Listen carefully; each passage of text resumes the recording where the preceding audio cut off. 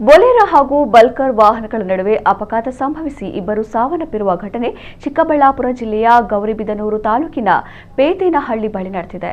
ಗೌರಿಬಿದನೂರು ಹಿಂದೂಪುರ ಕಡೆಯಿಂದ ಬೆಂಗಳೂರಿಗೆ ಬರುತ್ತಿದ್ದ ಬಲ್ಕರ್ ಲಾರಿ ಬೆಂಗಳೂರಿನಿಂದ ಗೌರಿಬಿದನೂರು ಕಡೆಗೆ ಬರುತ್ತಿದ್ದ ಬೊಲೆರೋ ವಾಹನ ಮುಖಾಮುಖಿ ಡಿಕ್ಕಿಯಾಗಿದೆ. ಪರಿಣಾಮ ಜಕ್ಕೇನಹಳ್ಳಿ ಮೂಲದ 25 ವರ್ಷದ ಅಶೋಕ್ ಹಾಗೂ ಆಂಧ್ರದ ನಾಗರಾಜಪ್ಪ ಮೃತಪಟ್ಟಿದ್ದಾರೆ. 2 ವಾಹನಗಳು ನಜ್ಜುಗುಜ್ಜಾಗಿವೆ.